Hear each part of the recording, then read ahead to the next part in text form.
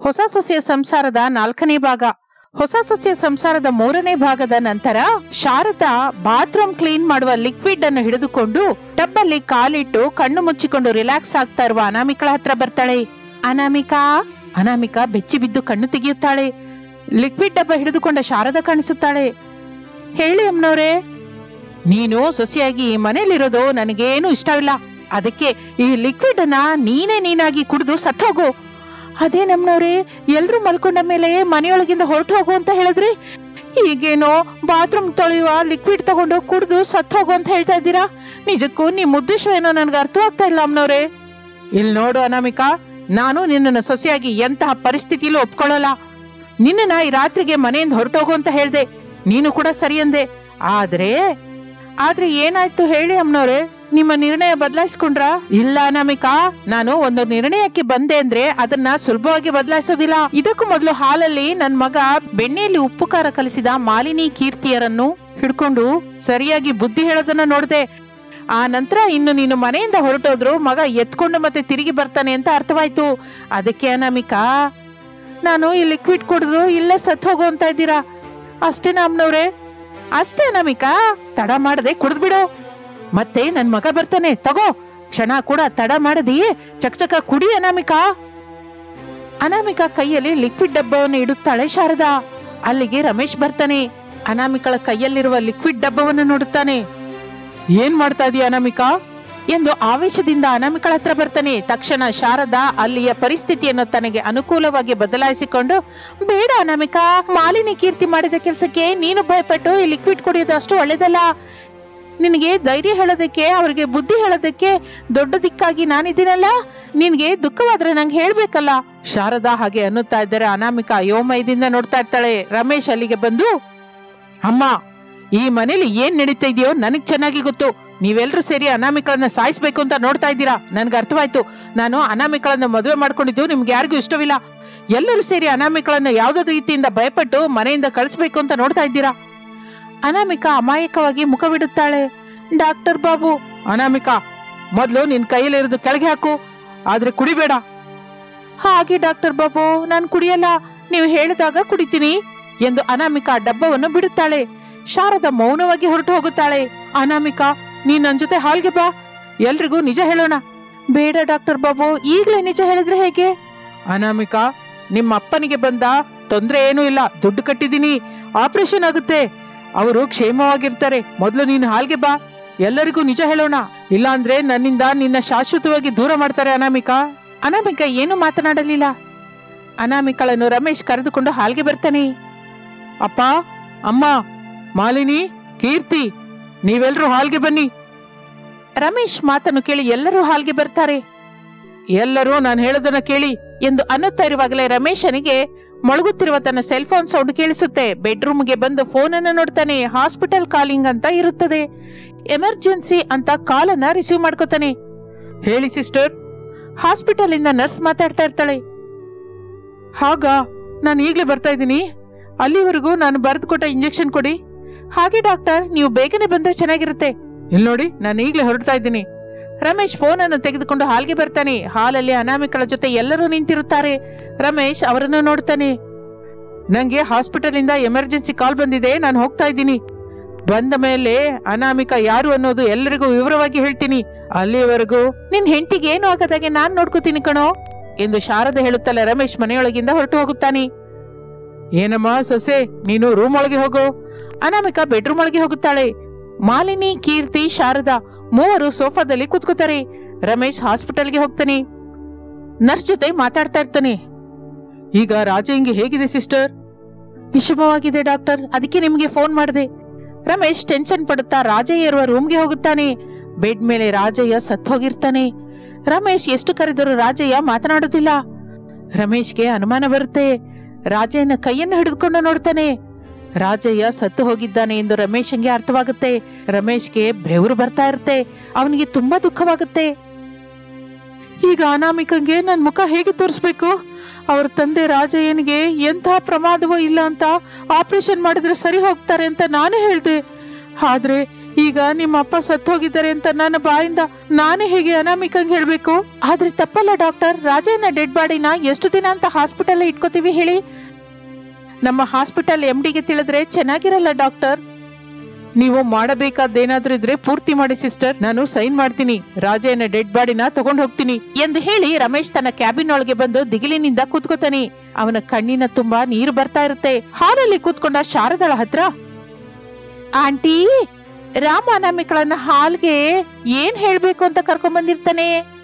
ಅತ್ತನ್ ಕೇಳಿದ್ರೆ ಏನ್ ಹೇಳ್ತಾರೆ ಮಾಲಿನಿ? ನನ್ ಕೇಳು, ನಾನ್ ಹೇಳ್ತೀನಿ. ನಿಂಗ್ ಗೊತ್ತಾ? ಅಂದ್ರೆ ಹೇಳು ಕೀರ್ತಿ. ಇದ್ರಲ್ಲಿ ಅಷ್ಟೆಲ್ಲ ಆಲೋಚಿಸೋದಕ್ಕೆ ಏನಿದೆ ಮಾಲಿನಿ? ನೀನು ನಾನು ಅನಾಮಿಕಳನ್ನು ಸಾಯಿಸೋದಕ್ಕೆ ಪ್ರಯತ್ನ ಮಾಡ್ತಾ ಇದ್ದೀವಿ ಅಂತ ರಾಮ್ಗೆ ಅರ್ಥವಾಗಿ ಹೋಗಿದೆ. ಅನಾಮಿಕಳನ್ನ ಕರ್ಕೊಂಡ್ಬಂದು ಮನೆಯಲ್ಲಿರುವವರೆಲ್ಲರೂ ಜಾಗೃತಿಯಾಗಿ ಕೇಳಿ, ಅನಾಮಿಕಾ ನನ್ನ ಹೆಂಡತಿ, ಅವಳಿಗೆ ಎಂತಹ ಹಾನಿ ಮಾಡಿದ್ರು ನಾನು ಸುಮ್ಮನೆ ಇರಲ್ಲ ಅಂತ ಗಟ್ಟಿಯಾಗಿ ವಾರ್ನಿಂಗ್ ಕೊಡೋದಕ್ಕೆ. ಕೀರ್ತಿ, ನೀನ್ ಹೇಳೋದು ನಿಜನೇ ಆಗಿರ್ಬೋದು. ರಾಮ್ ನಮಗೆ ಹೇಗೂ ಇನ್ನೂ ವಾರ್ನಿಂಗ್ ಕೊಟ್ಟಿಲ್ಲ, ಹಾಸ್ಪಿಟಲ್ಗೆ ಹೋಗಿದ್ದಾನೆ. ಅನಾಮಿಕಾ ಒಬ್ಬಳೇ ಬೆಡ್ರೂಮ್ ಅಲ್ಲಿ ಮಲಗಿದ್ದಾಳೆ. ಈಗ ನಾವು ಏನ್ ಮಾಡಿದ್ರು ತಪ್ಪಲ್ಲ ಕೀರ್ತಿ.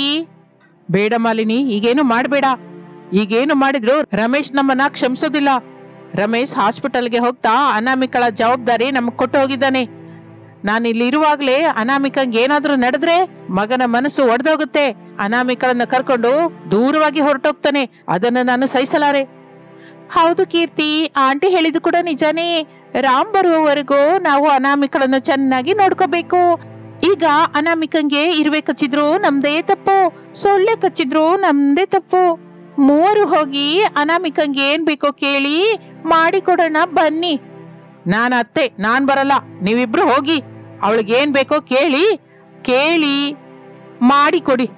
ರಮೇಶ್ ಬರುವವರೆಗೂ ಯಾವ ಹಾನಿಯೂ ಮಾಡದ ಹಾಗೆ ಜಾಗೃತಿಯಾಗಿ ನೋಡ್ಕೊಳ್ಳಿ. ನಾನು ಎಲ್ಲಿ ಬೆಂಕಿ ಹಚ್ಚಬೇಕೋ ಅಲ್ಲಿ ಇಟ್ಟಿದ್ದೀನಿ ಬಿಡಿ. ಮಾಲಿನಿ ಕೀರ್ತಿ ಅಯೋಮಯದಿಂದ ಮುಖವನ್ನು ನೋಡ್ಕೋತಾರೆ. ಅರ್ಥವಾಗಿಲ್ಲ ಆಂಟಿ. ಎಲ್ಲ ಅರ್ಥವಾಗುತ್ತೆ, ಹೋಗಿ ನಾನು ಹೇಳಿದ್ದು ಮಾಡಿ ಎಂದು ಶಾರದಾ ಹೇಳುತ್ತಲೇ ಮಾಲಿನಿ ಕೀರ್ತಿ ಸೇರಿ ಮಲಗಿಕೊಂಡ ಅನಾಮಿಕಳ ಹತ್ರಕ್ಕೆ ಬರ್ತಾರೆ. ಇನ್ನು ಮತ್ತೊಂದು ಕಡೆ ರಮೇಶ್ ಆಂಬುಲೆನ್ಸ್ಗೆ ರಾಜಯ್ಯನ ಶವವನ್ನು ಹಾಕಿಕೊಂಡು ಮನೆಗೆ ಬರುತ್ತಾನೆ. ಆಂಬುಲೆನ್ಸ್ ಸೌಂಡ್ ಕೇಳಿ ಶಾರದಾ ಪ್ರಸಾದ್, ಮಾಲಿನಿ ಕೀರ್ತಿ ಗಾಬರಿಯಾಗುತ್ತಾ ಹೊರಗೆ ಬರುತ್ತಾರೆ. ರಮೇಶ್ ದುಃಖದಿಂದ ಮುಖವಿಟ್ಟು, ಎಲ್ರು ಬಂದ್ರು ಹೊರತು ಅನಾಮಿಕಾ ಬಂದಿಲ್ಲ. ಅನಾಮಿಕಾ ಎಲ್ಲಿದ್ದಾಳಮ್ಮ? ಮಗು ರಮೇಶು, ಆಂಬುಲೆನ್ಸ್ ಮನೆಗೆ ತಗೊಂಡ್ಬಂದೆ. ಯಾರಿಗೆ ಎಮರ್ಜೆನ್ಸಿ ಆಗಿದೆ? ಹೇಳು ಮಗನೇ, ಏನ್ ನಡೀತು? ಯಾಕೆ ಆಂಬುಲೆನ್ಸ್ ನಮ್ಮನೆಗೆ ತಂದೆ? ಮಾಲಿನಿ, ನೀನ್ ಹೋಗಿ ಅನಾಮಿಕನ್ ಕರ್ಕೊಂಬಾ. ಏನಾಯ್ತು ಹೇಳು ಮಗನೇ? ಅನಾಮಿಕಾ ಅವರ ಅಪ್ಪ ಸತ್ತು ಹೋದ್ರಮ್ಮ ಎಂದು ರಮೇಶ್ ಹೇಳುತ್ತಲೇ ಪ್ರಸಾದ್ಗೆ ಸಹಾನುಭೂತಿ ಆಗುತ್ತದೆ. ಆದರೆ ಶಾರದಂಗೆ ಮಾತ್ರ ಅಸಹ್ಯವಾಗುತ್ತೆ. ಕೋಪದಿಂದ, ಮಗು ರಮೇಶು, ನೀನೇನ್ ಮಾಡ್ತಾ ಇದೀಯೋ ನಿಂಗೆ ಅರ್ಥವಾಗ್ತಾ ಇದೆಯಾ? ಈಗೇನು ಮಾತಾಡ್ಬೇಡಮ್ಮ, ನಾನು ಹೋಗಿ ಅನಾಮಿಕನ ಕರ್ಕೊಂಡ್ಬರ್ತೀನಿ. ಅನಾಥ ಶವನ ತಗೊಂಡು ಮನೆಗೆ ಬರೋದೇನ ಮಗನೇ? ಒಂದು ಫೋನ್ ಮಾಡಿ ಮನೆಗೆ ಕರ್ಕೊಂಬಹುದಾ ಬೇಡವಾ ಅಂತ ಕೇಳೋದೇನಿಲ್ವಾ? ಹಾ ಅಪ್ಪ, ಅನಾಮಿಕಾ ಈ ಮನೆಗೆ ಸೊಸೆ ಅಲ್ವಾ? ಅವಳ ತಂದೆ ಸತ್ತು ಹೋಗಿದ್ದಾರೆ. ಮಗು ರಮೇಶು, ಅನಾಮಿಕಳ ತಂದೆ ಸತ್ತು ಹೋದ್ರೆ ಅನಾಮಿಕಳನ್ನ ಕರ್ಕೊಂಡು ಹೋಗ್ಬೇಕು ಹೊರತು ಶವನ ಕರ್ಕೊಂಡು ಮನೆಗೆ ಬರಬಾರ್ದು. ಮೊದಲು ನಮ್ಮ ಮನೆ ಮುಂದಿಂದ ತಗೊಂಡು ಹೋಗು. ಅಮ್ಮ ಪ್ಲೀಸ್, ಅನಾಮಿಕಳನ್ನ ಕರ್ಕೊಂಡು ಅವ್ರ ಮನೆಗೆ ಹೋಗ್ತೀನಿ, ಸ್ವಲ್ಪ ಸಮಾಧಾನವಾಗಿರು ಎಂದು ರಮೇಶ್ ಚಕಚಕ ಬೆಡ್ರೂಮ್ ಒಳಗೆ ಮಲಗಿಕೊಂಡ ಅನಾಮಿಕಳ ಹತ್ರ ಬರ್ತಾನೆ. ಬೆಡ್ ಮೇಲೆ ಅನಾಮಿಕಾ ಹಾಯಾಗಿ ಮಲಗಿರ್ತಾಳೆ. ಅನಾಮಿಕಳನ್ನು ನಿಧಾನವಾಗಿ ಎಬ್ಬಿಸಿ ಆಂಬುಲೆನ್ಸ್ ಹತ್ರ ಕರ್ಕೊಂಡ್ಬಂದು ಸತ್ತು ಹೋದ ತನ್ನ ತಂದೆಯ ಶವವನ್ನು ತೋರಿಸುತ್ತಾನೆ. ತನ್ನ ತಂದೆ ಸತ್ತು ಹೋದ ವಿಷಯ ಅನಾಮಿಕಂಗೆ ಅರ್ಥವಾಗುತ್ತೆ. ಗಟ್ಟಿಯಾಗಿ ದುಃಖದಿಂದ ಹೀಗಂತಾಳೆ, ಅಪ್ಪ ಎಂದು ಅಳುತ್ತಾ ಇರುತ್ತಾಳೆ. ಅದನ್ನು ನೋಡಿ ಶಾರದಾ ಮಾತ್ರ ಒಳಗೊಳಗೆ ಸಂತೋಷ ಪಡುತ್ತಾ, ನನ್ ಜೊತೆ ಇಟ್ಕೊಂಡ್ರೆ ಹೀಗೆ ಇರುತ್ತೆ. ಸೊಸೆಯಾಗಿ ಬಂದ ಅನಾಮಿಕಳ ಬಗ್ಗೆ ನನಗೇನು ಗೊತ್ತಿಲ್ಲ ಅಂತ ಮಗ ಅಂದ್ಕೊಂಡಿದ್ದಾನೆ. ಆದ್ರೆ ನಾನು ಅವಳ ತಾಯಿ ಅಲ್ವಾ, ಅದಕ್ಕೆ ಮಾರು ವೇಷದಲ್ಲಿ ಹೋಗಿ ಅನಾಮಿಕಳ ತಂದೆಗೆ ವಿಷ ಕೊಟ್ಟಿದ್ದೀನಿ. ತಂದೆನ ಮೇಲಕ್ಕೆ ಕಳಿಸಿದ್ದೀನಿ, ಅನಾಮಿಕಳನ್ನು ಕೂಡ ಮನೆಯಿಂದ ಕಳಿಸ್ಬಿಡ್ತೀನಿ ಎಂದು ಶಾರದಾ ಅಂದುಕೊಳ್ಳುತ್ತಾ ಇರುತ್ತಾಳೆ. ಈ ಕಥೆಯಲ್ಲಿ ಮುಂದೆ ಏನಾಗುತ್ತದೆ ಎಂದು ತಿಳಿದುಕೊಳ್ಳಬೇಕು ಎಂದ್ರೆ ಮತ್ತೊಂದು ಎಪಿಸೋಡ್ ವರೆಗೂ ಕಾಯ್ದು ನೋಡೋದಕ್ಕೆ ತಪ್ಪದಿಲ್ಲ. ಇದು ಇಂದಿನ ಕತೆ. Thank you for watching. ಅಹಂಕಾರಿಯಾದ ಅತ್ತೆಗೆ ಚುಕ್ಕಿ ತೋರಿಸಿದ ಸೊಸೆ. ಅತ್ತೆ ಶಾರದಾ ತನ್ನ ಮಗಳು ಶ್ರಾವಣಿಯನ್ನು ಕರೆದುಕೊಂಡು ಬಾಗಿಲ ಹತ್ರ ಬರ್ತಾಳೆ. ಶ್ರಾವಣಿ, ನೀನ್ ಇಲ್ಲೇ ಬಾಗಿಲ ಹತ್ರ ನಿಂತು ಬೀದಿ ಕಡೆ ನೋಡ್ತಾ ಇರು. ಹೊರಗಡೆ ಹೋದ ನಿನ್ ಅತ್ತಿಗೆ ಅನಾಮಿಕ ಬಂದ್ರೆ ಅಮ್ಮ ತಲೆನೋವು ಬರ್ತಾ ಇದೆ, ಅಮ್ಮ ತಲೆನೋವು ಬರ್ತಾ ಇದೆ ಅಂತ 2 ಸಲ ಗಟ್ಟಿಯಾಗಿ ಕೂಗುತ್ತಾಯಿ. ಶ್ರಾವಣಿ ಅಯೋಮಯದಿಂದ ನೋಡ್ತಾ ಇರ್ತಾಳೆ. ನೀನೇನ್ ಹೇಳ್ತಾ ಇದೆ ಅಂತ ಅರ್ಥವಾಗ್ತಿದ್ಯಮ್ಮ? ನಿನ್ ಕೈ ಮುಗಿತೀನಿ, ನಾನೇನು ಕೇಳ್ಬೇಡ. ನಾನೇನ್ ಹೇಳಿದ್ನೋ ಅದೇ ಮಾಡು. ನಾನಿಲ್ಲಿ ನಿಂತ್ಕೊಂಡು ಅತ್ತಿಗೆನ ನೋಡ್ತಾ ಇದ್ರೆ ಮತ್ತೆ ನೀನೆಲ್ಲಿ ಇರ್ತೀಯ ಮಮ್ಮಿ? ನನಗೆ ಅನಾಮಿಕಳ ರೂಮಲ್ಲಿ ಕೆಲಸ ಇದೆ ತಾಯಿ. ಅತ್ತಿಗೆ ರೂಮಲ್ಲಿ ನಿಂಗೇನ್ ಕೆಲಸ ಮಮ್ಮಿ? ನನಗೆ ಬೇಸರಿಸಿದೆ, ನಾನು ಹೇಳಿದ ಕೆಲಸ ಮಾಡು ತಾಯಿ. ನೀನ್ ಕೇಳಿದ 10,000 ಕೊಟ್ಟು ಬಿಡ್ತೀನಿ ಅಂದ್ರೆ ಓಕೆ ಮಮ್ಮಿ. ಶಾರದಾ ಒಳಗಡೆಗೆ ಹೊರಟು ಹೋಗುತ್ತಾಳೆ. ಶ್ರಾವಣಿ ಬಾಗಿಲ ಹತ್ರ ನಿಂತ್ಕೊಂಡು ಪದೇ ಪದೇ ಬೀದಿ ಕಡೆ ನೋಡ್ತಾ ಇರ್ತಾಳೆ. ಶಾರದಾ ಅನಾಮಿಕಳ ರೂಮಿನ ಹತ್ರ ಬರ್ತಾಳೆ. ಬೀರು ಬಾಗಿಲು ತೆಗೆದು ನೋಡ್ತಾಳೆ. ಎಲ್ಲ ಬಟ್ಟೆಗಳು ಕಾಣಿಸುತ್ತೆ. ಶಾರದಾ ಕೋಪದಿಂದ ಆ ಸೀರೆಗಳನ್ನ ಕೆಳಗೆ ಬಿಸಾಕುತ್ತಾಳೆ. ಸೊಸೆ ತೆಗೆದ ವಿಡಿಯೋ ಫೋನ್ ಎಲ್ಲಿಟ್ಟಿದಳೋ ಅರ್ಥವಾಗ್ತಿಲ್ವೇ? ಶಾರದಾ ಡ್ರೆಸ್ಸಿಂಗ್ ಟೇಬಲ್ ಹತ್ರ ಬಂದು ನೋಡ್ತಾಳೆ. ಅದರಲ್ಲಿ ಕೂಡ ಸೆಲ್ ಫೋನ್ ಕಾಣಿಸ್ಲಿಲ್ಲ. ಇಷ್ಟರಲ್ಲಿ ಶ್ರಾವಣಿಗೆ ಫೋನ್ ಬಂದಿದ್ದರಿಂದ ಮಾತನಾಡ್ತಾ ಇರ್ತಾಳೆ. ಸೊಸೆ, ನೀನು ತೆಗೆದ ವಿಡಿಯೋ ಆ ಸೆಲ್ ಫೋನು ಎಲ್ಲಿಟ್ಟಿದ್ಯೋ ಏನೋ ಎಂದುಕೊಳ್ಳುತ್ತಾ ಆ ರೂಮನ್ನ ಪರಿಶೀಲನೆಯಿಂದ ನೋಡುತ್ತಾ ಇರುವಾಗ ಅನಾಮಿಕಾ ರೂಮಿನೊಳಗೆ ಬರುತ್ತಾಳೆ. ಶಾರದಳ ಜೊತೆ ಬೀರುವಿನಿಂದ ಕೆಳಗೆ ಬಿದ್ದ ಬಟ್ಟೆಗಳನ್ನ ನೋಡ್ತಾಳೆ. ಅಯ್ಯೋ ಅತ್ತೆ, ನೀವಿಷ್ಟು ಬುದ್ಧಿ ಕಡಿಮೆ ಇರೋರು ಅಂತ ಗೊತ್ತಿರ್ಲಿಲ್ಲ. ನಾನು ಫೋನನ್ನ ಮನೇಲಿಟ್ಟು ಹೋಗ್ತಾ ಇದ್ದೀನಿ ಅಂತ ಹೇಳ್ತಲೇ ಹೇಗೆ ನಂಬಿಟ್ರಿ? ಫೋನು ನನ್ನ ಹತ್ರನೇ ಇದೆ. ಇನ್ನು ಮೇಲಿಂದ ನಿಮ್ಮ ಅಹಂಕಾರ ಪೊಗರು ಇಳಿಸ್ಬೇಕು. ನಾನು ಹೇಳಿದ ಹಾಗೆ ಕೇಳ್ಬೇಕು. ಇನ್ ಮೇಲಿಂದ ಹೆಚ್ಚಿನ ಬಡ್ಡಿಗೆ ದುಡ್ಡು ಕೊಡಬಾರ್ದು. ಕೊಟ್ಟವರ ಹತ್ರ ಹೋಗಿ ಬಡ್ಡಿ ದುಡ್ಡು ಕೊಡ್ಬೇಡಿ, ನೀವು ತೆಗೆದುಕೊಂಡ ಅಸಲು ಮಾತ್ರ ಕೊಡಿ ಅಂತ ಹೇಳ್ಬರ್ಬೇಕಾ? ಅವ್ರು ಕೊಟ್ಟ ದುಡ್ಡನ್ನು ತಗೋಬೇಕಾ? ಹೌದು ಅತ್ತೆ. ಹಾಗೆ ಮಾಡದೇ ಇದ್ರೆ ಅವರು ದುಡ್ಡು ತೆಗೆದುಕೊಂಡ ಹಾಗೆ ಬರೆದು ಕೊಟ್ಟ ಪೇಪರ್ ಮೇಲೆ ನಿಮಗೆ ಅನುಕೂಲವಾಗಿರುವುದನ್ನ ಬರೆದುಕೊಳ್ಳುವಾಗ ನಾನು ತೆಗೆದ ವಿಡಿಯೋನ ಎಲ್ಲರಿಗೂ ಕಳಿಸ್ತೀನಿ. ಇಲ್ಲ ಅಂದ್ರೆ ಸಿನಿಮಾ ಮಾಮ ಅಂತ ಊರಿನವರನ್ನೆಲ್ಲ ಕರೆಸಿ ಸಿನಿಮಾ ತೋರಿಸ್ತೀನಿ. ಹಾಗೆ ಮಾಡಬೇಡುವೆ ಸೊಸೆ. ನೀನ್ ಹಾಗೆ ಮಾಡಿದ್ರೆ ಊರಿನಲ್ಲಿ ನನ್ ಮರ್ಯಾದೆ ಹೋಗುತ್ತೆ. ಇಷ್ಟು ಕಾಲ ನಾನು ಈ ದುಡ್ಡಿನಿಂದ ತಂದ ಮರ್ಯಾದೆ ಎಲ್ಲ ಹೋಗುತ್ತೆ. ಹಾಗಾದ್ರೆ ನೀವು ನಾನು ಹೇಳಿದ ಹಾಗೆ ಮಾಡ್ಲೇಬೇಕು. ಸೊಸೆ, ನೀನ್ ಹೇಳಿದ ಹಾಗೆ ಮಾಡ್ತೀನಿ. ಹೋಗಿ ಹೋಗಿ ನನಗೆ ಇಷ್ಟವಾದ ಚಿಕನ್ ತಗೊಂಡ್ಬಂದು ಅಡಿಗೆ ಮಾಡಿ. ಹಾಗೆ ಸೊಸೆ. ಹಾಗೆ ಅಂತ ಇನ್ನೂ ಇಲ್ಲೇ ಇದ್ದೀರಾ? ಹೋಗಿ ಚಿಕನ್ ಶಾಪ್ಗೆ. ಈಗ್ಲೇ ಹೋಗ್ತಾ ಇದೀನಲ್ಲೇ ಎಂದು ಪೊಗರಿನ ಶಾರದಾ ಅಲ್ಲಿಂದ ಸೊಸೆ ಕೈಯಲ್ಲಿ ಕೀಲುಗೊಂಬೆಯ ಹಾಗೆ ಬದಲಾಗುತ್ತಾಳೆ. ಚಿಕನ್ ಮಾಡಿ ತಂದು ಕೊಡ್ತಾಳೆ. ಅನಾಮಿಕಾ ಹೊಟ್ಟೆ ತುಂಬಾ ತಿನ್ನುತ್ತಾಳೆ. ಇನ್ನು ಮಾರನೇ ದಿನ ಅತ್ತೆ ಶಾರದಾ ಮನೆಯ ಹೊರಗೆ ಟೆನ್ಷನ್ ಪಡುತ್ತಾ ಆ ಕಡೆ ತಿರುಗುತ್ತಾ ಇದ್ರೆ, ಬೇಗ ಬಾರೆ ನನ್ ಮಗಳೇ. ಸೊಸೆ ಅನಾಮಿಕಾ ಈ ಕಡೆ ಹೇಳ್ತಾಳೆ, ಆ ಕಡೆ ಬೆಡ್ ಕಾಫಿ ಕೇಳ್ತಾಳೆ. ಟೈಮ್ 8 ಆಗ್ತಾ ಇದೆ. ಯಾವ ಟೈಮಲ್ಲಾದ್ರೂ ಎದ್ದು ಬೆಡ್ ಕಾಫಿ ಕೇಳಬಹುದು ಎಂದು ಅಂದುಕೊಳ್ಳುತ್ತಾ ಇರುವಾಗ ಮನೆಯೊಳಗಿಂದ ತನ್ನ ಗಂಡ ಪ್ರಸಾದ್ ಬರ್ತಾನೆ. ಶಾರದಾ, ಏನು ಹೇಳಿ? ನಾನು ಎದ್ದು ಗಂಟೆ ಆಯ್ತು. ನನಗೆ ಇದುವರೆಗೂ ಟೀ ಕೊಟ್ಟಿಲ್ಲ, ಕನಿಷ್ಠ ಕಾಫಿ ಕೂಡ ಕೊಟ್ಟಿಲ್ಲ. ನಾಲ್ಗೆ ಟೀ ಟೀ ಅಂತ ಕನ್ವರ್ಸ್ತಾ ಇದೆ. ಹೋಗಿ ಟೀ ಮಾಡ್ಕೊಡು. ನಿಮ್ಮನ್ನ ನೋಡ್ತಾ ಇದ್ರೆ ನನ್ಗೊಂದು ಗಾದೆ ನೆನ್ಪಿಗೆ ಬರುತ್ತೆ. ಆದ್ರೆ ಅದನ್ನ ನಿಮ್ ಮುಂದೆ ಆಡಿದ್ರೆ ಚೆನ್ನಾಗಿರಲ್ಲ ಅಂತ ಆಡ್ತಾ ಇಲ್ಲ ಅಷ್ಟೇ. ಬಾಯಿ ಮುಚ್ಕೊಂಡು ಬಂದ ದಾರಿನಲ್ಲಿ ಹೊರಟು ಹೋಗು ಅಂತ ಹೇಳ್ತಾ ಇದೆಯಾ ಶಾರದಾ? ಅಯ್ಯೋ, ಅಷ್ಟು ಧೈರ್ಯ ನನ್ಗೆಲ್ಲಿದೆ ಹೇಳಿ?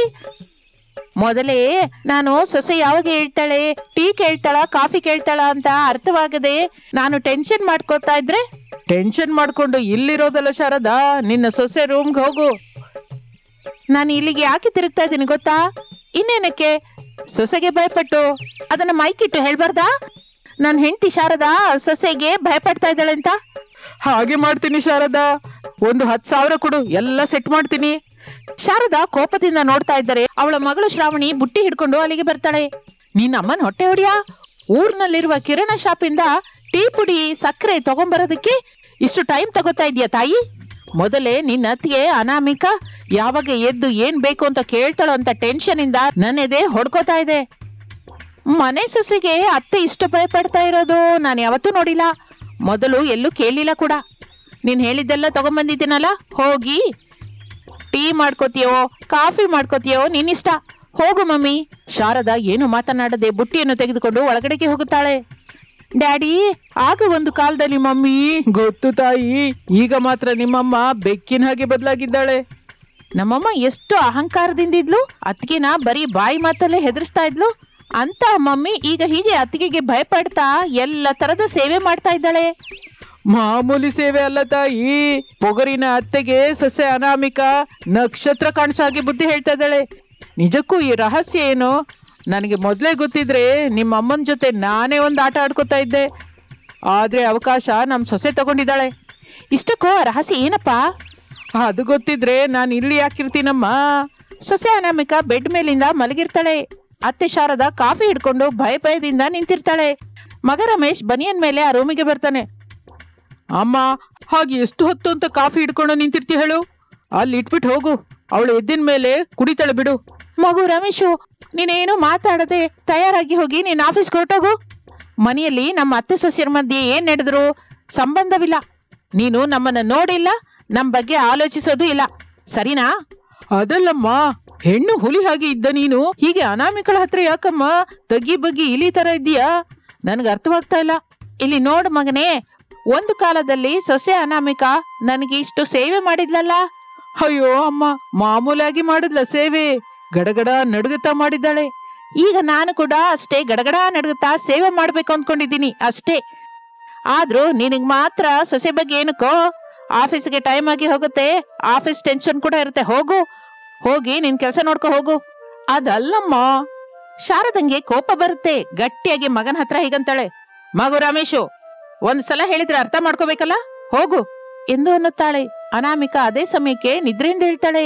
ಅತ್ತೆ ಶಾರದಾ ಕಾಫಿ ಹಿಡ್ಕೊಂಡು ಎದುರಿಗೆ ನಿಂತಿರ್ತಾಳೆ. ಏನತ್ತೆ, ಯಾರ ಮೇಲೆ ಅಷ್ಟೆಲ್ಲ ಅರ್ಚ್ತಾ ಇದೀಯಾ? ಅರ್ಚೋದಲ್ಲ ಸೊಸೆ, ಹೇಳ್ತಾ ಇದ್ದೀನ ಅಷ್ಟೇ. ಮಗಂಗೆ ಸರಿಯಾಗಿ ಕೇಳಿಸ್ತಾ ಇಲ್ಲ ಅಂದ್ರೆ ಸ್ವಲ್ಪ ಗಟ್ಟಿಯಾಗಿ ದೊಡ್ಡದಾಗಿ ಹೇಳ್ತಾ ಇದ್ದೀನಿ ಅಷ್ಟೇ. ಇಷ್ಟಕ್ಕೂ ಹೆಚ್ಚಿಂದ ಏನೂ ಇಲ್ಲಮ್ಮ.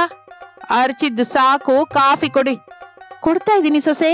ಶಾರದಾ ಕಾಫಿ ಕೊಡುತ್ತಾಳೆ. ಅತ್ತೆ, ಏನ್ ಟಿಫಿನ್ ಮಾಡ್ತಾ ಇದ್ದೀರಾ? ಶಾರದಂಗೆ ಮತ್ತೆ ಕೋಪ ಬರುತ್ತೆ. ಹಲ್ಲು ಕಡಿತಾ ಇರ್ತಾಳೆ. ಹಲ್ಲು ಕಡಿದಿದ್ದು ಸಾಕು ಅತ್ತೆ, ಏನ್ ಟಿಫಿನ್ ಮಾಡ್ತಾ ಇದ್ದೀರಾ ಅದು ಹೇಳಿ. ನಿಂಗೆ ಏನ್ ಬೇಕೋ ಹೇಳು ಸೊಸೆ, ಅದೇ ಮಾಡಿ ಕೊಡ್ತೀನಿ. ಅನಾಮಿಕಾ ಕಾಫಿ ಕುಡಿಯುತ್ತಾ ಏನ್ ಬೇಕೋ ಹೇಳ್ತಾಳೆ. ಶಾರದ ಕೋಪದಿಂದ ಅಲ್ಲಿಂದ ಹೊರಟು ಹೋಗುತ್ತಾಳೆ.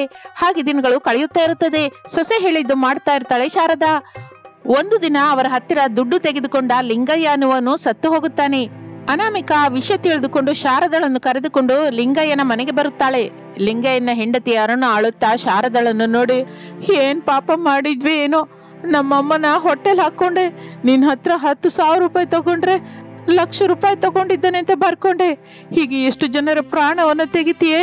ಈ ದುಡ್ಡೆಲ್ಲ ನೀನ್ ಹೋಗುವಾಗ ನೆತ್ತಿ ಮೇಲೆ ಹಾಕೊಂಡು ಹೋಗ್ತೀಯಾ ಎಂದು ಅರುಣ ಹೇಳುತ್ತಾ ಬಹಳ ಮಾತುಗಳಲ್ಲಿ ಬೈತಾಳೆ. ಶಾರದಾ ಮಾತನಾಡದೆ ಹೋಗ್ತಾಳೆ ದುಃಖದಿಂದ. ಅತ್ತೆ, ನಿಮ್ಮ ಸ್ಥಾನದಲ್ಲಿ ಅರುಣನ ಸ್ಥಾನದಲ್ಲಿ ನೀವು. ಒಂದು ಸಲ ಆಲೋಚಿಸಿ. ಈಗ ಅರುಣ ಪಡುತ್ತಾ ಇರುವ ದುಃಖ ಏನು ಅನ್ನೋದು ನಿಮ್ಗೆ ಅರ್ಥವಾಗುತ್ತೆ. ಶಾರದಾ ಅಳುತ್ತಿರುವ ಅರುಣಳನ್ನು ನೋಡುತ್ತಾಳೆ. ಶಾರದಂಗೆ ಪಾಪವೆನಿಸುತ್ತದೆ. ಪಾಪ ಅತ್ತೆ, ಅಧಿಕ ಬಡ್ಡಿ ಯಾಕೆ ಹೇಳಿ? ಬಡ್ಡಿಯ ಹೆಸರಲ್ಲಿ ನೀವು ಮೋಸ ಮಾಡ್ತಾ ಇರೋದ್ರಿಂದನೇ ಏನೋ. ಮದುವೆಯಾಗಿ 5 ವರ್ಷವಾದ್ರೂ ನನಗೆ ಮಕ್ಕಳು ಹುಟ್ಟಿಲ್ಲ. ಸೊಸೆ, ಹೌದು ಅತ್ತೆ, ಕರ್ಮ ಅನ್ನೋದು ಯಾರನ್ನೂ ಬಿಡೋದಿಲ್ಲ. ನೀವು ಪಾಪ ಮಾಡಿದ್ರೆ ಆ ಪಾಪನ ನಮ್ಮ ಕುಟುಂಬಕ್ಕೆ ಬರುತ್ತೆ. ನೀವೇನಾದ್ರೂ ಪುಣ್ಯ ಮಾಡಿದ್ರೆ ಆ ಪುಣ್ಯ ಕೂಡ ನಿಮ್ಮ ಕುಟುಂಬಕ್ಕೆ ಬರುತ್ತೆ. ಅಧಿಕ ಬಡ್ಡಿಯಿಂದ ನೀವು ಮಾಡಿದ ಪಾಪ ನಮಗೆ ಮಕ್ಕಳಿಲ್ಲದ ಹಾಗೆ ಮಾಡಿತು. ಇನ್ನಾದ್ರೂ ಬದಲಾಗಿ ಅತ್ತೆ ಎಂದು ಅನಾಮಿಕ ಬೇಡಿಕೊಳ್ಳುತ್ತಾಳೆ. ಆಗ ಶಾರದಾ ಪಶ್ಚಾತ್ತಾಪದಿಂದ, ಲಿಂಗಯ್ಯನ ಸಾಕ್ಷಿಯಾಗಿ ಹೇಳ್ತಾ ಇದ್ದೀನಿ, ನನ್ನ ಹತ್ರ ದುಡ್ಡು ತಗೊಂಡವರು ಯಾರು ತಿರುಗಿ ದುಡ್ಡು ಕೊಡ್ಲೇಬೇಡಿ. ಇಷ್ಟು ಕಾಲ ನಾನು ಮಾಡಿದ ಪಾಪಕ್ಕೆ ನನಗೆ ನಾನು ಹಾಕೊಳ್ತಿರುವ ಶಿಕ್ಷೆ ಇದು. ಎಲ್ರೂ ನನ್ನ ಕ್ಷಮಿಸಿ ಎಂದು ಶಾರದಾ ಹೇಳಿದ್ದರಿಂದ ಅನಾಮಿಕ ದುಡ್ಡನ್ನು ಶಾರದಂಗೆ ಕೊಡುತ್ತಾಳೆ. ಶಾರದಾ ದುಡ್ಡನ್ನು ಅರುಣಂಗೆ ಕೊಡುತ್ತಾಳೆ. ಅರುಣ ಮಾಡಬೇಕಾದ ಅಂತ್ಯಕ್ರಿಯೆ ಮಾಡುತ್ತಾಳೆ. ಹಾಗೆ ಪೊಗರಿನ ಅತ್ತೆ ಶಾರದಂಗೆ ನಕ್ಷತ್ರ ತೋರಿಸಿ ಅವಳನ್ನು ಬದಲಾಯಿಸಿ ಮನುಷ್ಯಳನ್ನು ಮಾಡುತ್ತಾಳೆ ಅನಾಮಿಕ. ಇನ್ನು ಆಗಿನಿಂದ ಶಾರದಾ ಒಳ್ಳೆ ಕೆಲಸಗಳನ್ನು ಮಾಡುತ್ತಾ ಒಳ್ಳೆ ಹೆಸರು ತೆಗೆದುಕೊಳ್ಳುತ್ತಾಳೆ. ವರ್ಷದಲ್ಲಿ ಅನಾಮಿಕಂಗೆ ಅವಳಿ ಮಕ್ಕಳು ಹುಟ್ಟುತ್ತಾರೆ. ಶಾರದಾಳ ಕುಟುಂಬ ಸಂತೋಷದಿಂದಿರುತ್ತದೆ.